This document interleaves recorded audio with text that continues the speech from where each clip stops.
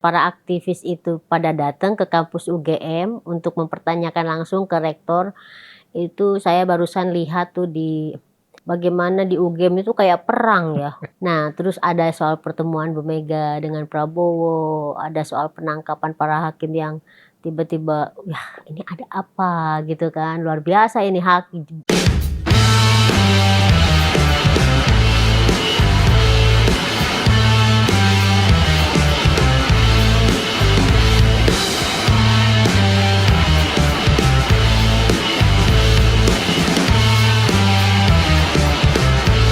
Halo pemirsa MPTV, jumpa lagi dalam program acara Ngeteh Nong, minum teh bersama saya Nong Darol Mahmada. Kali ini seperti biasa nih, saya mengundang teman saya, Bung Ray Rangkuti ya, Direktur 5 Lingkar Madani Indonesia. Kita akan membincangkan yang lagi rame nih, Bung Ray ya. Ada soal ijazah palsu, katanya palsu ya dalam tanda kutip karena masih diperbincangkan dan dibuktikan Pak Jokowi, Presiden Jokowi. Nah, sampai kalau kita perhatikan hari ini nih, karena katanya para aktivis itu pada datang ke kampus UGM untuk mempertanyakan langsung ke rektor, itu saya barusan lihat tuh di medsos.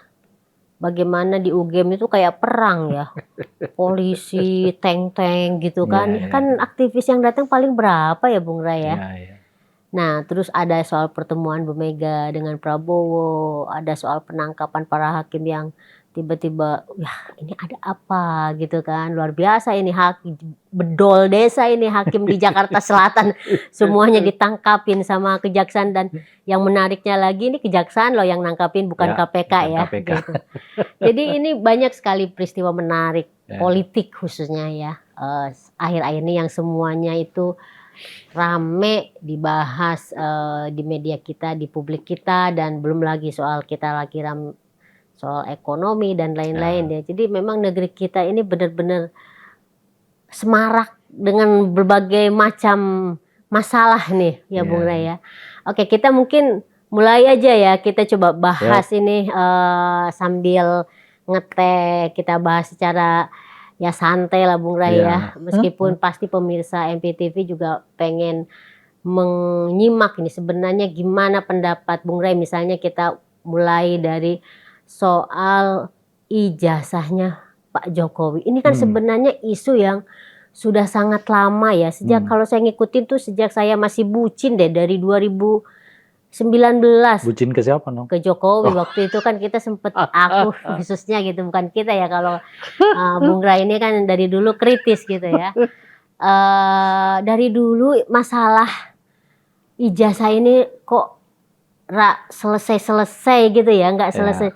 Nah, sekarang tambah kuat nih, sampai kan hari ini yang tadi saya sampaikan, orang langsung datang ke kampus, ke UGM mempertanyakan soal ini. Nah, menurut Bung Ray ini sebenarnya apa sih konsekuensi atau dampak dari kalau misalnya ya Bung Ray ya. Karena kalau kita ngelihat tanggapan dari pihak Jokowinya juga kan seakan-akan kayak apa ya, tidak ada niat untuk benar-benar menuntaskan. Kayak bermain teka-teki ya. Nah, itu dia kayak memang dimainkan gitu loh isunya itu kan gitu. Ini ada apa gitu. Gimana Bung Ray? Pertama, ini kan efek dari tidak tuntasnya itu tadi gitu ya. Nah, yang kedua penyelesaiannya ya. gitu. Tapi saya juga melihatnya begini Nong. Jadi Pak Jokowi ini adalah presiden yang paling banyak dibincangkan. Mohon maaf ya, sisi negatifnya justru gitu. Setelah tidak berkuasa gitu. Jadi ini udah hampir 6 bulan kan, hampir setengah tahun ya setelah tidak berkuasa itu. Tapi orang masih terus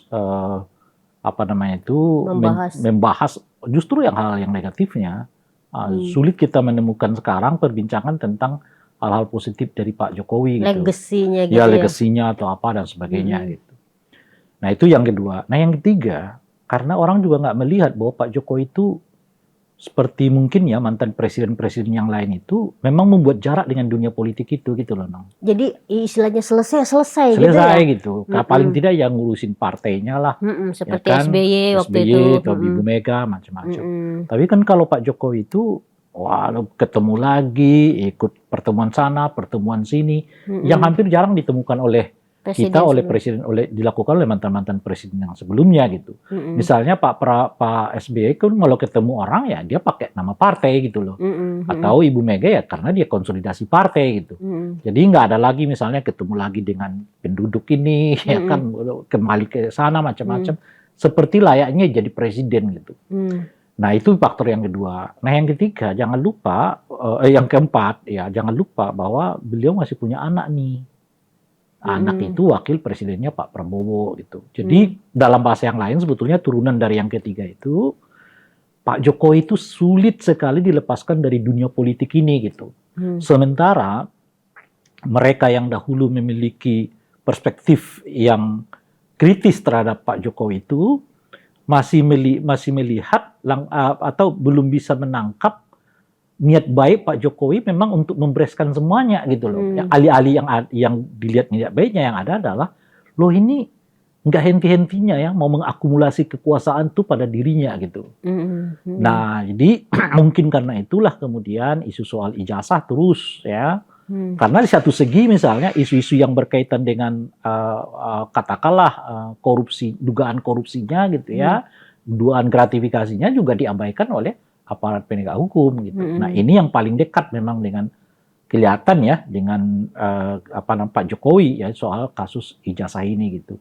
Meskipun saya sendiri melihat tentu kalau secara politik udah susah ini karena semuanya udah selesai kan, wali kotanya udah selesai, gubernurnya udah selesai, presidennya juga 2 periode udah selesai gitu.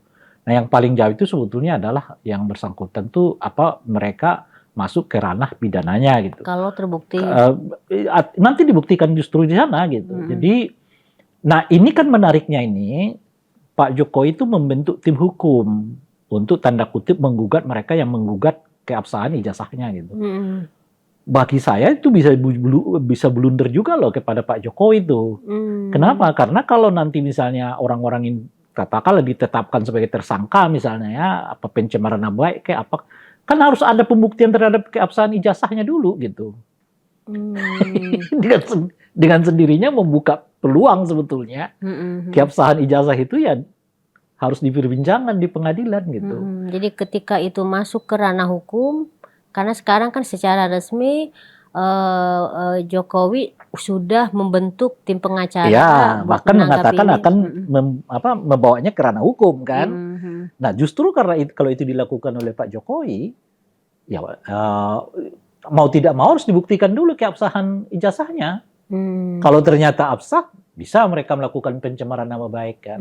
Tapi kalau nggak absah bagaimana? Jadi tetap itunya. Tapi kalau oleh karena itu saya nggak meyakini Pak Jokowi akan melakukan proses hukum. Jadi cuma gertakan aja jadinya ya. Itu gitu. Kalau gertakan gitu. Nah sehingga ya itu aja nih tarik menarik antara mereka yang menuntut supaya ada penjelasan yang tegas soal keabsahan ijazah itu dan Pak Jokowi yang itu seolah-olah akan melakukan serangan balik gitu. Padahal belum tentu karena itu tadi kalau Pak Jokowi melakukannya ya tentu harus dibuktikan dulu. Kalau gimana membuktikan bahwa mereka itu berbohong?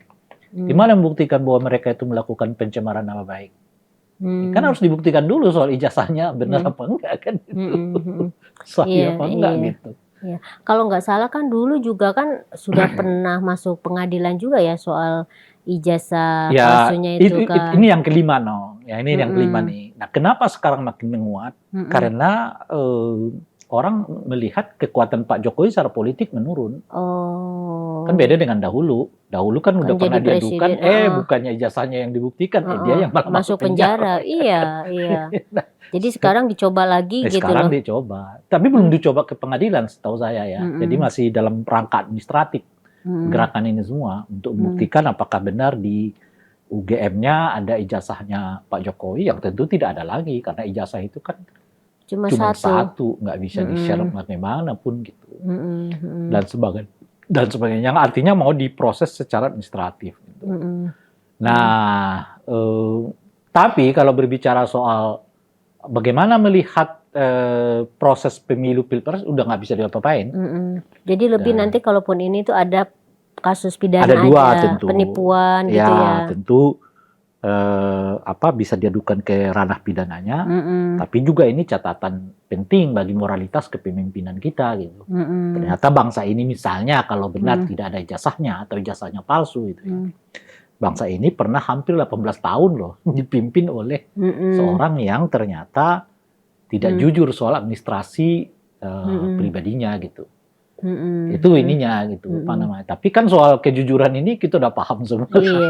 Iya.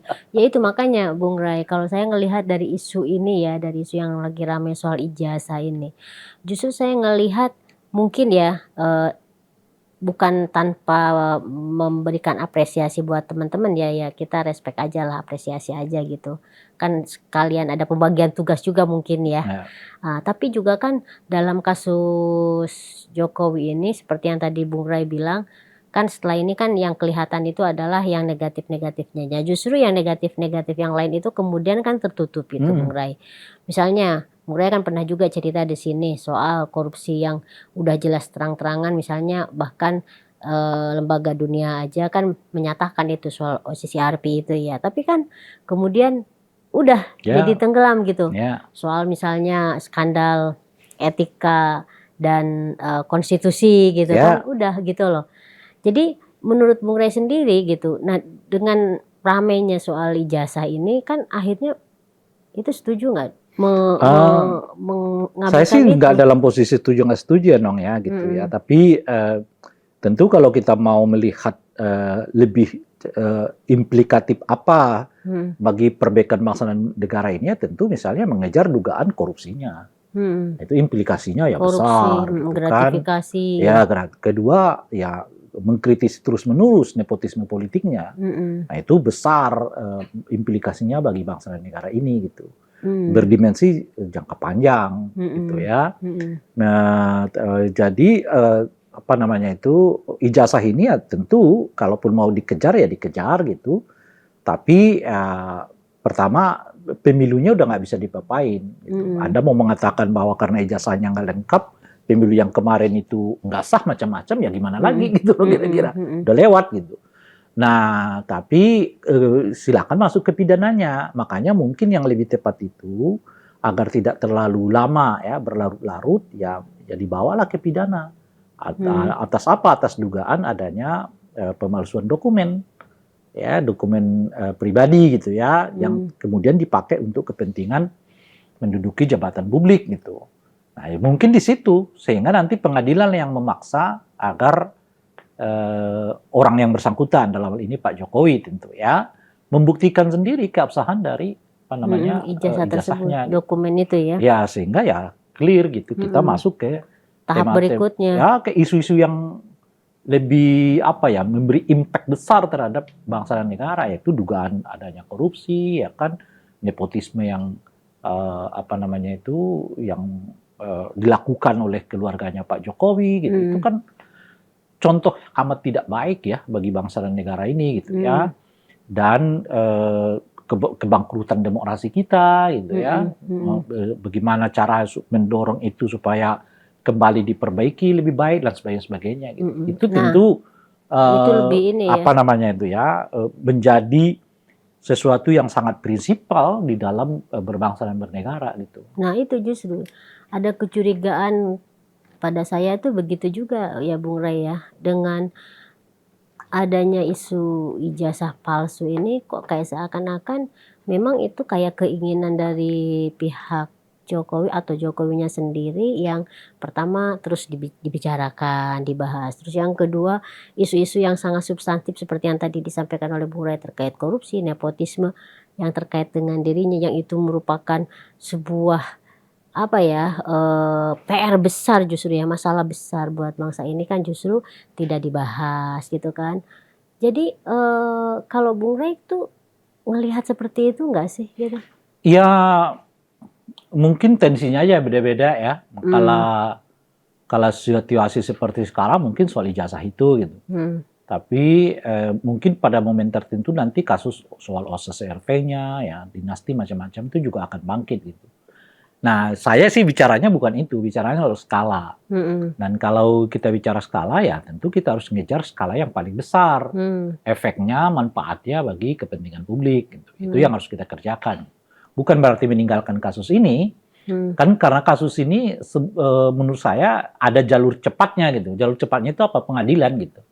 Bawalah ke pengadilan. Toh bukan lagi Pak Jokowi yang berkuasa kan. Jadi mungkin kekhawatiran kita seperti terjadi pada waktu-waktu yang lalu, iya, itu waktu beliau masih jadi presiden berkuasa, gitu kan. Lagi pula kalau terus-menerus ngotot seperti yang sekarang nggak ada solusi nih. Gimana memaksa Pak Jokowi supaya membuka ininya, dokumen keaslian ijazahnya? Nggak ada yang bisa memaksa itu. Kecuali pengadilan. Kecuali pengadilan gitu. Presiden sekalipun nggak bisa memaksa itu gitu. Itu hak pribadinya Pak Jokowi untuk mengungkap itu atau tidak gitu. Nggak ada, jadi ya begitu-begitu aja nanti nih, ya kan? Jadi makanya mungkin dorong ke pengadilan, ya biarlah pengadilan yang akan membuktikan nanti soal keabsahan ijazahnya dari Pak Jokowi gitu. Atau ya betul Pak Jokowi yang nanti melaporkan mereka-mereka yang dianggap mempersoalkan atau mencemarkan nama baiknya gitu ya. Nah, tentu kalau itu dilaporkan akan ada pintu masuk untuk membuktikan apakah memang ijazah itu asli atau tidak gitu, atau palsu gitu. Itu solusinya yang itu paling ringkas, paling cepat gitu. Sebab kalau kita terus-menerus ya jadi kayak debat kusir ya. Jadi debat kusir. Siapa yang bisa? Nggak ada. Ini apalagi Pak Jokowi sudah mengatakan saya nggak akan buka. Iya, itu ya, malah nggak bisa kita paksa. Apa namanya kan dia malah kayak lempar ini kan. Ya silakan pihak yang mempersoalkan yang untuk membuktikan. Ya, sekalipun gitu. Ini kan sama seperti ini kan OCC Arfi itu gitu loh Pak. Menurut kita data-data yang kita bawa itu valid, gitu, kuat gitu. Kan tapi kan menurut Pak Jokowi nggak bisa tuh gitu. Nah kalau kita cuma begitu aja ya lama-lama berdebat aja di antara kita, nggak jelas ya. Nah makanya kita bawa ke KPK. Biarlah KPK yang diberi amanah oleh negara untuk memeriksa ini, apakah data-data yang diserahkan itu memang valid, kuat ya, ya objektif untuk ditetapkan sebagai barang bukti yang dengan itu bisa menetapkan ketersangkaan seseorang gitu atau tidak gitu. Nah, bahwa kemudian KPK seperti sekarang mengabaikannya itu ya hal lain gitu. Itu yang kita desak terus kan supaya KPK segera memberi pernyataan apakah memang ya dugaan itu ada atau tidak dan sebagainya gitu. Itu solusinya gitu. Sebab kalau kita tetap bertahan, catatan saya begini, ya ini catatan versi kita yang nggak bisa dijadikan sebagai dasar hukum, nggak bisa dijadikan untuk menghukum seseorang dan sebagainya gitu. Satu-satunya cara ya melalui proses pengadilan. Cuman itu nanti pengadilannya nggak fair macam-macam, ya itu bagian yang bisa diprediksi memang, yang bisa diperkirakan gitu.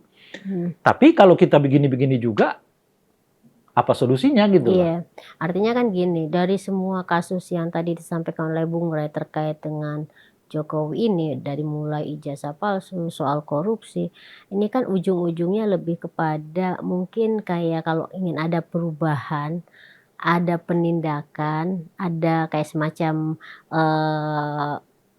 apa ya, yang maju gitu ya, progres gitu, itu membutuhkan political will dari pihak penguasa sekarang ya Bung Ray. Kalau enggak kan jadi begitu aja gitu. Ya, yang sekarang juga nggak bisa ngawal, kan administrasi seseorang.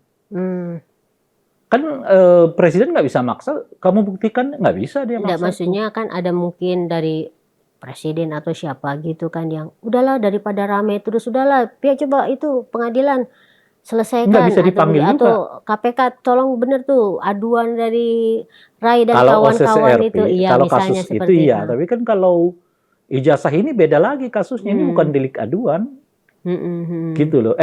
Ini bukan apa inisiatif pengadilan macam mana, ini itu delik aduan, harus ada yang ngadu dulu. Kasus korupsi beda, itu bisa ditemukan langsung selama bisa di-endus oleh para penegak hukum gitu. Nggak usah diadu-adukan untuk kalau korupsi, kalau ini enggak. Presiden juga nggak bisa memerintah polisi cek deh, nggak bisa.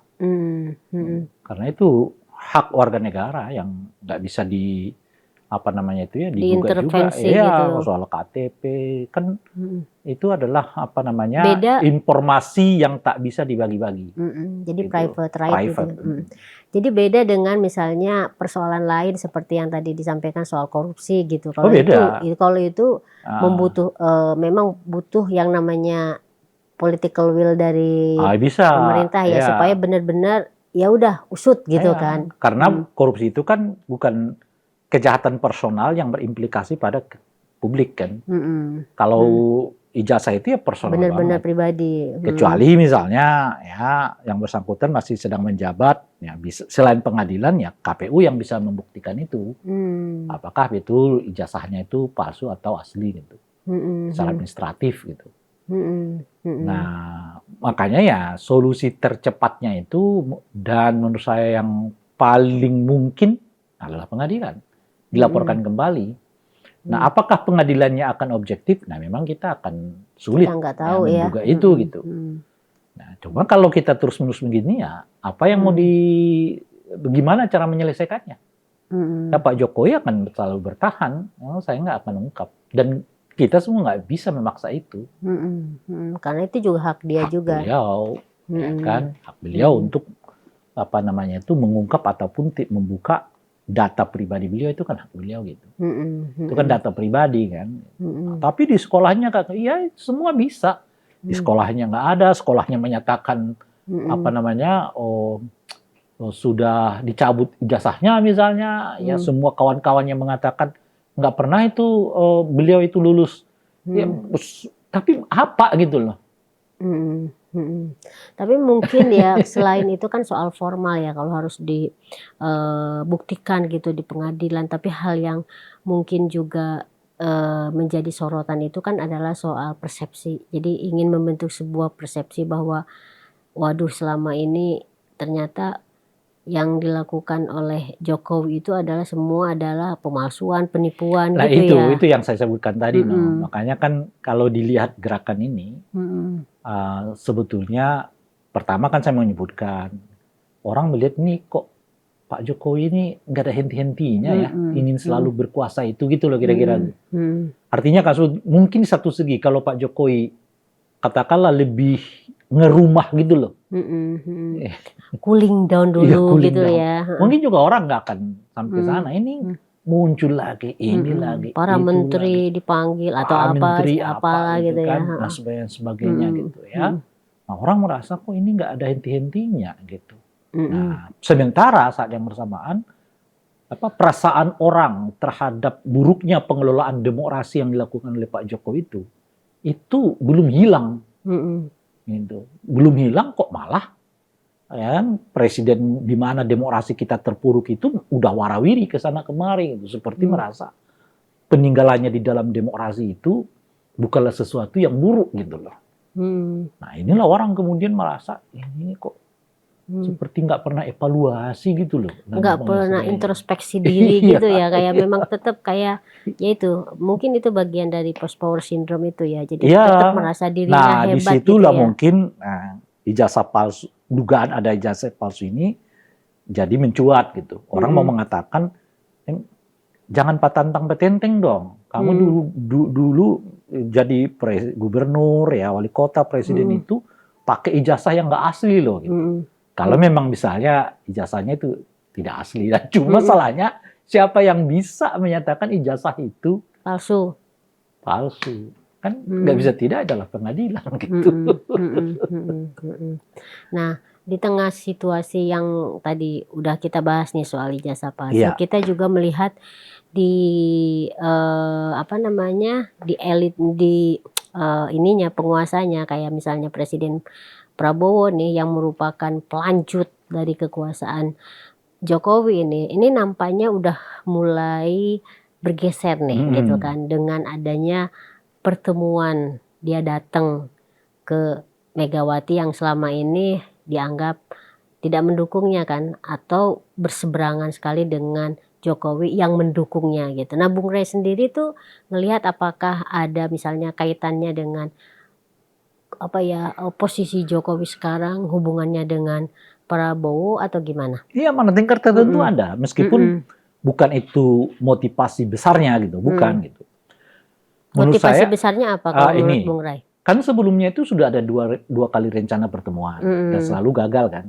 Nah, seingat saya di Oktober dulu, setelah Pilpres gitu, dan gagal. Ada gitu keinginan untuk ada ketemu silaturahmi katanya ya. dan gagal gitu. Lalu di bulan Januari mendekati Februari gagal karena Hasto ditetapkan sebagai tersangka gitu ya. Lalu yang ketiga ini terjadi. Nah, di dua kali pertemuan rencana pertemuan yang gagal itu niat masing-masing pihak itu, istilah saya itu 50-50. Jadi Prabowo juga antara iya dan tidak, gitu. Ibu Mega juga antara iya dan tidak, nggak butuh-butuh amat lah gitu. Nah, tapi untuk pertemuan yang ketiga ini yang kejadian itu, motivasinya udah beda.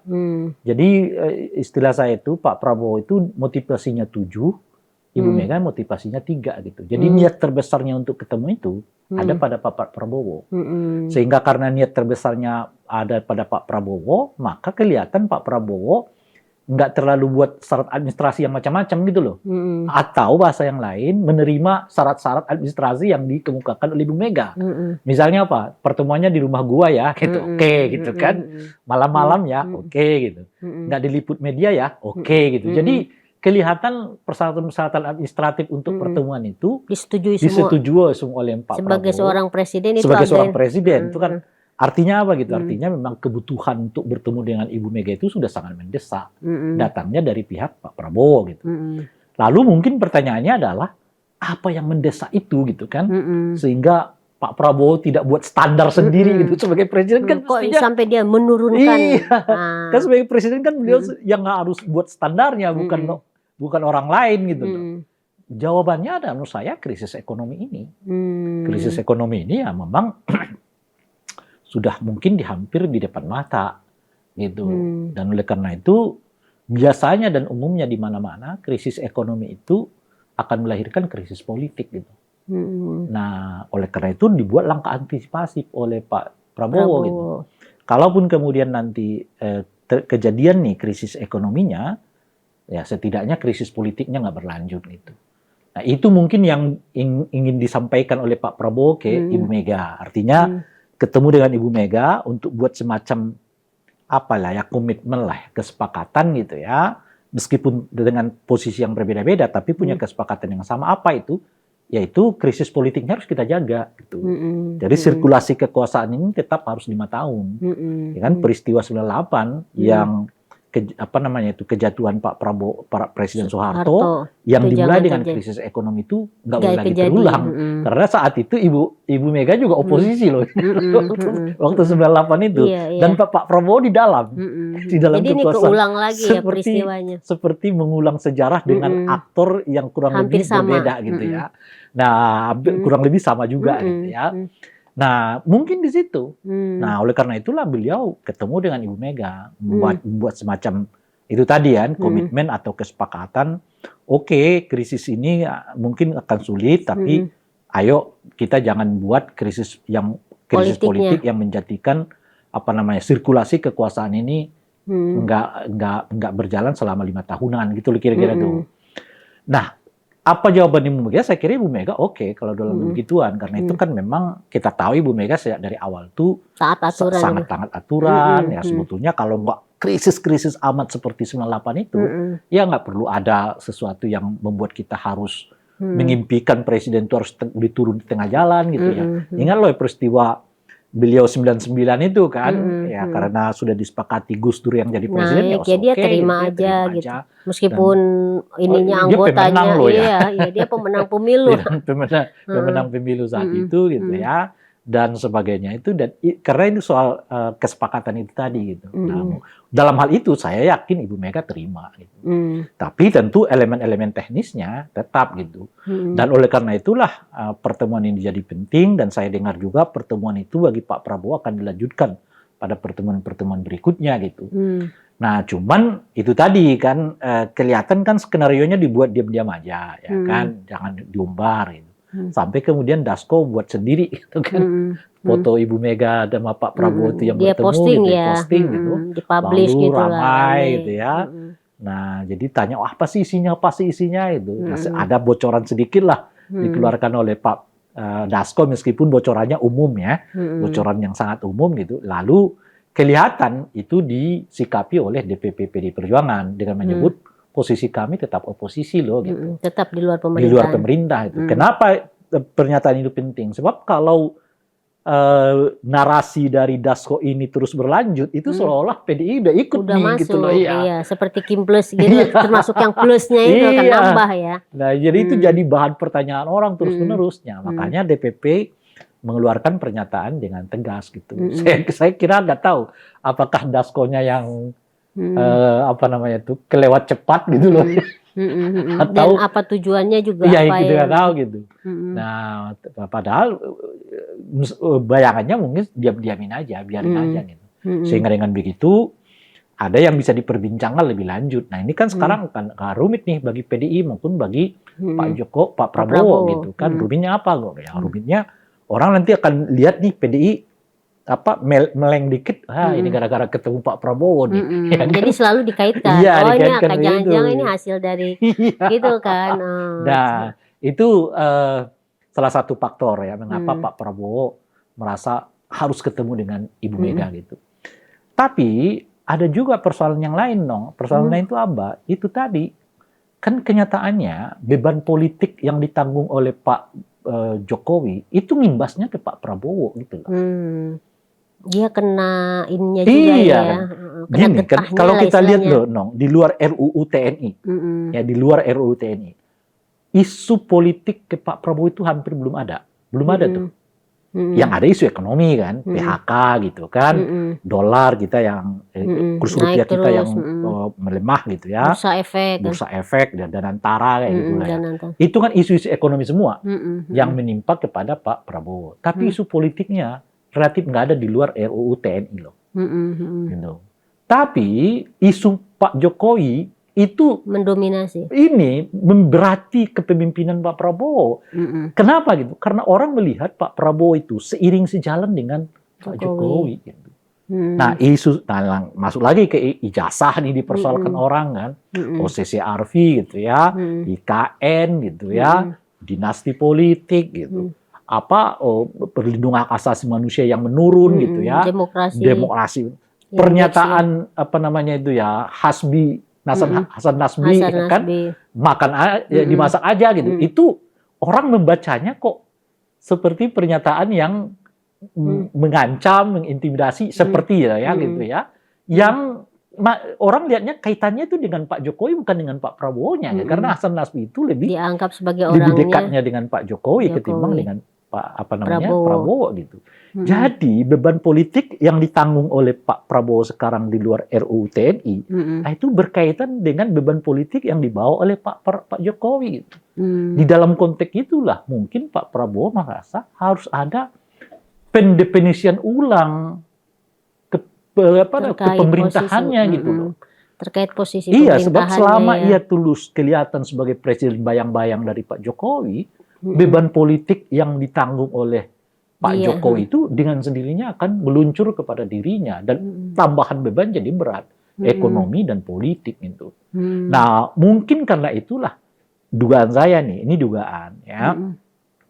PDI tanda kutip memberi semacam masukan kepada Pak Jokowi di dalam pertemuan yang kemarin itu apa itu dejokowinisasi gitu. Memberi masukan kepada Pak Prabowo ya kan dalam pertemuan yang kemarin itu dalam apa itu dejokowinisasi itu. Apa yang disebut dengan dejokowinisasi itu yang mengganti aspek-aspek dari orang yang dianggap dekat dengan Pak Jokowi itu yang sekarang berada di dalam kekuasaannya Pak Prabowo.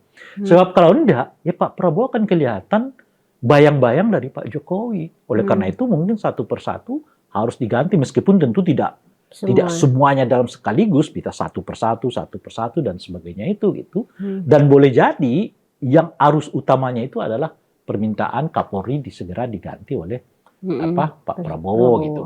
Nah, karena ya mungkin ada pembicara, mungkin ya saya nggak tahu gitu. Tapi nasihat itu menurut saya juga penting bagi Pak Prabowo. Sebab Pak Prabowo, kalaupun orang melihatnya dia nggak mampu misalnya ya mengelola krisis ekonomi ini, tapi orang nggak melihat dia sebagai orang yang meruntuhkan demokrasi gitu loh, Bang. Kesulitannya itu adalah you nggak mampu ngelola ekonomi, demokrasi pun juga lu hancurin gitu. Itu orang nggak bisa terima gitu. Di saat yang samaan Pak Prabowo kesulitan menghimpun dukungan publik itu karena ada sekat politik ini gitu. Sementara dukungan politik itu dan kepercayaan terhadap pemerintahannya menjadi dasar utama beliau untuk mengelola ekonomi ini gitu. Nah ini kan sekarang mau dibilangnya begitu, ya orang mencibirnya. Dibilangnya begitu, orang mencibir. Dia buat danantara, malah orang narik uang banyak-banyak gitu ya. MBG sekarang dikritik banyak orang. Koperasi Merah Putih dikritik juga. Karena apa namanya itu ya? Karena lagi-lagi nggak muncul kepercayaan terhadap pemerintahannya. Kenapa nggak muncul? Ya karena orang melihat dia tidak tampil sebagai dirinya. Orang melihat dia presiden bayang-bayang dari Pak Jokowi dan sebagainya. Di sinilah mungkin ya Pak Prabowo ya kan mau memperlihatkan dirinya adalah dirinya gitu ya. Dia bukan presiden yang merupakan bayang-bayang dari presiden yang sebelumnya gitu ya. Dan ya kita tentu tunggu apakah kemungkinan akan ada reshuffle dalam waktu ke depan ini berkaitan dengan apa yang kita sebutkan itu tadi gitu. Apa namanya dampak dari pertemuan tadi? Dampak dari bukan. Kalau soal ini menurut saya sudah ada sendiri dalam dirinya Pak Prabowo gitu loh. Pak. Selama saya kelihatan akrab terus nih dengan Pak Jokowi, ini beban politik yang di sini pindah ke saya nih gitu loh. Ini, makin nambah lagi gitu. Nah, tapi kan sebelum pelan-pelan membuat definisi itu harus juga dikaitkan ke sana juga gitu. Kalau di sini ninggalin kita, di sana ninggalin kita kan berat juga. Gitu kan. Oleh karena itu ya Pak Prabowo nggak narik orang ini masuk ke dalam kekuasaan, tapi kita punya komitmen loh ya 5 tahun. Sama-sama menjaga. Sama-sama menjaga gitu. Nah, di luar, kenapa saya katakan begitu? Karena saat yang bersamaan kelihatan ada peminimalisasian pelibatan Gibran di dalam politik itu. Nah itu juga menunjukkan kelihatannya dari mana kalau mulai melihatnya itu? Sebetulnya yang paling kasat mata itu adalah Gibran tidak lagi dilibatkan secara dalam urusan MBG. Padahal awal-awalnya dulu yang aktif banget ya ke bawah ya. Kan, gitu. Nah sekarang kelihatan nggak lagi terlalu diaktifkan. Gitu. Lalu peran keterlibatan yang lebih prinsipil juga nggak kelihatan gitu. Nah yang ketiga, pertemuan juga nggak hadir. Aglomerasi, kawasan aglomerasi kan dalam draft yang pertama itu kan jatuhnya ke wakil presiden kan. Gitu. Meskipun kemudian direvisi gitu, tapi kan asumsinya itu ya kalaupun nggak ada pekerjaan besarnya wakil presiden itu ya setidaknya ngurusin aglomerasi itulah kan. Kenyataannya sampai sekarang belum ditentukan siapa yang jadi koordinator dari aglomerasi ini gitu lah kira-kira itu. Jadi bukan wakil presiden juga bukan wakil yang lain gitu. Nah, kenapa terjadi peminggiran peran politiknya Gibran itu? Karena boleh jadi Pak Prabowo ini dugaan saya loh ya, mau mengatakan lebih dan realistis yang nggak bisa diandalin, gitu, nggak bisa diandalin nih gitu. Nah bahasa saya itu, Mega adalah masa depan politik, sementara keluarga Pak Jokowi itu adalah masa lalu. Gitu. Buat Prabowo. Buat Prabowo, yang realistis memang itu realistis, yang lebih realistis. Kalau Anda mau berkawan dengan Pak Prabowo, dengan Pak Jokowi, secara politik, beliau ini di mana lagi landscape-nya gitu. Makanya kan ada wamen tuh, Bung Bima ya, yang menyebut ada wisata baru, lokasi wisata baru namanya wisata Solo. Jokowi gitu ya. Itu mungkin nggak disadari oleh Bima, itu artinya mau mengatakan Pak Jokowi itu nggak lebih dari sekedar tempat wisata orang gitu loh, Pak. Nah, apa tempat wisata orang itu? Ya orang cuma selfie-selfie, pulang selfie-selfie, pulang. Namanya wisata. Artinya apa? Meskipun orang sekarang tetap datang ke situ, tapi itu kan tempat wisata. Lu nggak bisa gerakin lagi tuh jadi kekuatan politik bukan gitu loh. Sebagai pusat politik. Ya, nggak bisa lo gerakin tuh. Ya, persis seperti yang disebutkan tadi oleh Bung Bima itu kan. Itu hanya wisata sebagai baru tuh. Salah satu destinasi Solo katanya gitu ya. Jadi orang selfie-selfie, oh pernah lo ketemu dengan mantan presiden gitu ya. Setelah selesai. Ya seperti kita lah, pergi ke taman, pergi ke museum, pergi kemana-mana, selfie-selfie ya selesai. Di-upload di media sosial, mungkin ada yang komentar ya selesai gitu loh. Tapi apakah itu akan jadi kekuatan politik? Enggak bisa. Yang tempat wisata bagaimana jadi kekuatan politik? Nah ini yang mungkin dilihat oleh Pak Prabowo juga, realistis aja. Tidak bisa nih diandalkan kekuatan ini menjadi kekuatan politik. Yang bisa adalah Pak Ibu Mega gitu. Lebih-lebih kemungkinan gitu. Lebih-lebih kemungkinan ya di pihaknya Ibu Mega, khususnya di paksi DPR-nya, paksinya Puan, ya itu mungkin sudah ada semacam bayangan bahwa Prabowo dengan Puan itu akan diduetkan tahun 2029. Gitu. Makanya kita lihat sekarang yang rajin berkomunikasi ini kan Puan Dasko ya kan, gitu. Dan boleh jadi memang itu Prabowo Puan di 2029 gitu. Oleh karena itu komitmennya harus dijaga 5 tahunan sirkulatifnya gitu ya. Dan saat yang bersamaan harus mulai dilakukan dejokowinisasi dan memingkirkan peran politik di peran itu. Tapi kan tentu saja situasi Presiden Prabowo seperti itu tidak akan diterima oleh pihak Jokowi ya. Karena kalau kita ngelihat Bung Rai kan tetap saja tuh para menteri itu kan pada berdatangan, meskipun yang tadi dibilang oleh Bung Rai tempat itu hanya sekedar destinasi wisata, tetapi para menterinya Prabowo itu masih tetap loh. Itu gimana? Ya tentu saja itu artinya apa? Apa yang kita bincangkan ini boleh jadi itu sudah ditangkap juga oleh Pak Jokowi gitu. Sehingga ya mereka tentu tidak mau membiarkannya. Itu naluri biasa saja di mana-mana politik kan. Karena itu harus dilakukan konsolidasi. Nah, itulah makanya kemarin-kemarin menteri-menteri yang dianggap sangat dekat dengan Pak Jokowi itu datang ke Solo saat di mana Presiden Prabowo sedang keluar negeri. Itu aja sih sebetulnya menjadi pertanyaan, kenapa justru menterinya datang ke Solo kalau presidennya di luar negeri. Nah, kalau mestinya kan presiden dalam negeri pindah ke sana. Mungkin orang masih menganggap, oh Anda dapat restu lah kalau Anda ke sana itu dan sebagainya gitu. Nah itu satu. Nah yang kedua, apa yang saya sebutkan itu tadi, kalau terjadi betul dejokowinisasi ini, kan dengan sendirinya mereka lah salah satunya yang akan di-reshuffle itu gitu loh. Nah sekarang ya harus gimana?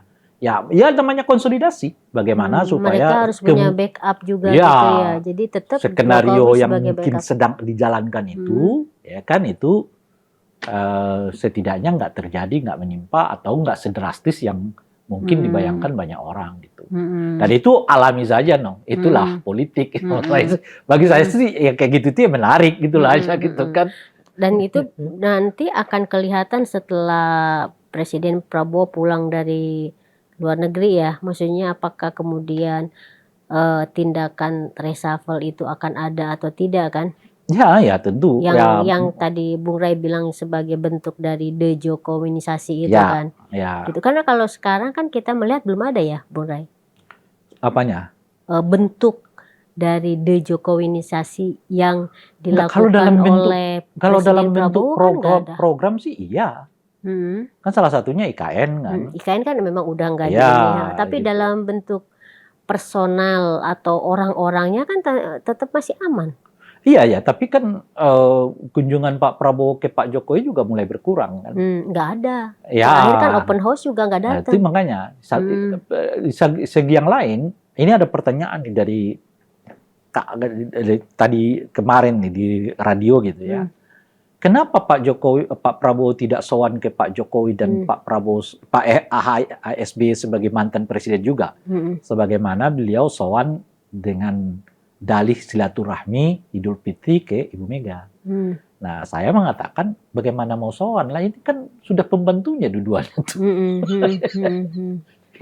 Mana ada bos yang datang ke ini ke bawahan gitu.